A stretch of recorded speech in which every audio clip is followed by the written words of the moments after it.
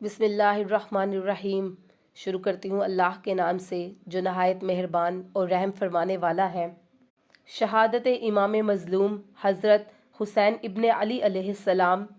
جب آپ سرزمین عراق میں داخل ہوئے تو کوفہ کے راستے میں ابن زیاد کے بھیجے ہوئے لشکر کے سردار حر بن یزید ریاحی نے آپ کو گھیرے میں لے لیا، یہاں تک کہ آپ کو کربلا میں اترنے پر مجبور کر دیا۔ آپ علیہ السلام کربلا میں 2 محرم الحرام 61 ہجری کو پہنچے۔ حضرت حسین علیہ السلام نے کربلا میں ابھی اپنا سامان سفر سواریوں سے اتارا ہی تھا کہ ابن زیاد کے لشکر یکے بعد دیگرے کربلا پہنچنے لگے، یہاں تک کہ ان کی تعداد 30,000 ہو گئی۔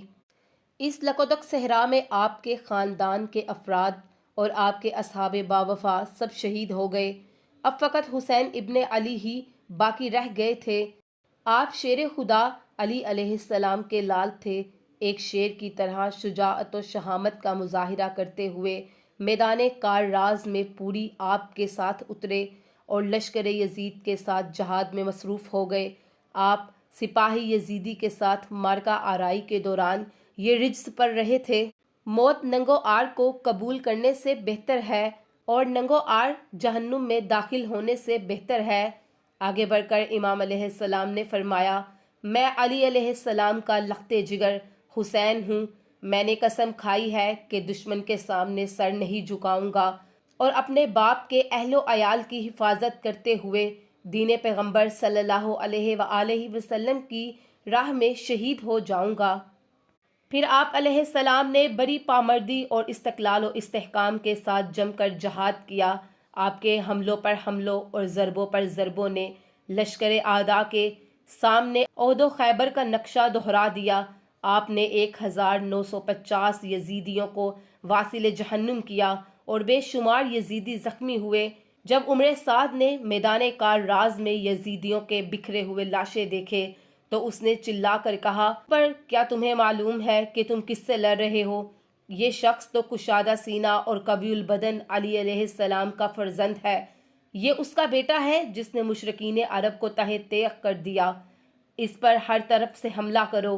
عمر سعد لعین کی اس للکار پر سپاہی یزید امام مظلوم علیہ السلام پر ہر طرف سے لپکی اور زہرا سلام اللہ علیہا کے لال پر ہر طرف سے حملہ کر دیا۔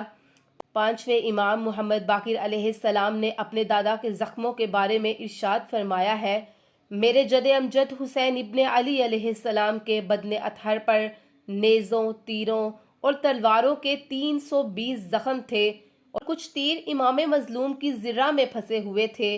جب مظلوم کربلا پر تیروں کی بارش برسائی جا رہی تھی اور نیزوں اور تلواروں سے حملے کیے جا رہے تھے، اس دوران میں شمر نے چیخ کر سپاہی یزید سے کہا، تم حسین کو قتل کرنے سے کیوں کترا رہے ہو؟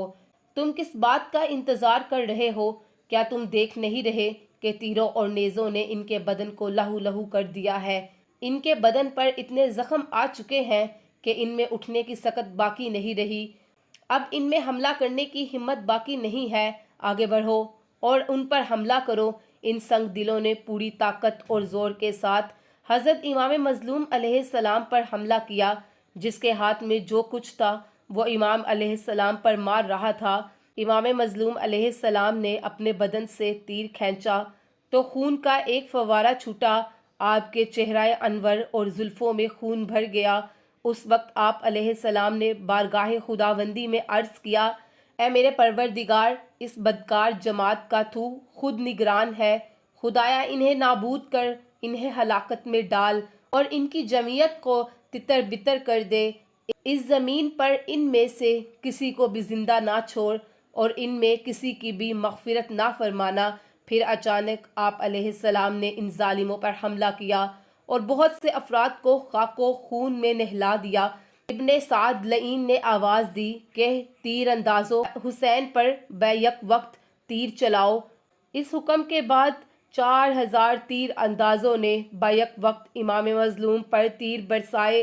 سب تیر آپ کے سینہ اقدس پر لگنے لگے۔ آپ کا سینہ اقدس تیروں کی وجہ سے چھلنی ہو گیا۔ اس وقت آپ علیہ السلام نے فرمایا، اے بدکار امت، تم نے اپنے رسول صلی اللہ علیہ وآلہ وسلم کی اطاعت کے ساتھ جو سلوک کیا ہے، آگاہ رہو میرے قتل کے بعد تم خدا کے بندوں کے قتل کو کوئی اہمیت نہ دو گے۔ خدا سے ڈرو ورنہ مسلمانوں کا قتل عام تمہارے لیے معمولی عمل کی حیثیت اختیار کر جائے گا۔ خدا نے مجھے اپنی طرف سے عزت و عظمت دی ہے اور تم نے میرے قتل کو آسان سمجھ لیا۔ خدا تم سے میرے خون کا اس طرح بدلہ لے گا کہ جس کا تم نے قصور بھی نہ کیا ہوگا۔ تم پر خدا کا عذاب نازل ہوگا اور تمہارے خون بہائے جائیں گے۔ اس کے بعد جہنم کا عذاب تمہیں اپنی آغوش میں لے لے گا۔ امام مظلوم علیہ السلام زخموں سے اس قدر چور تھے کہ اٹھنا چاہتے تھے مگر اٹھ نہ سکے۔ آپ کی مظلومیت کی انتہا ہے۔ آپ علیہ السلام فرماتے تھے میں قتل کیا گیا حالانکہ میرے نانا محمد مصطفیٰ صلی اللہ علیہ وآلہ وسلم ہیں۔ میں پیاسا مارا گیا حالانکہ میرے بابا علی المرتضیٰ ہیں۔ میری لاش کو پامال کیا جائے گا حالانکہ میری ماں فاطمہ الزہرا سلام اللہ علیہا ہیں۔ اسی وقت عمر سعد نے یزیدی لشکر کو ملامت کرتے ہوئے کہا حسین ابن علی اب اٹھ نہیں سکتے، آگے بڑھو اور انہیں ہمیشہ کی نیند سلا دو۔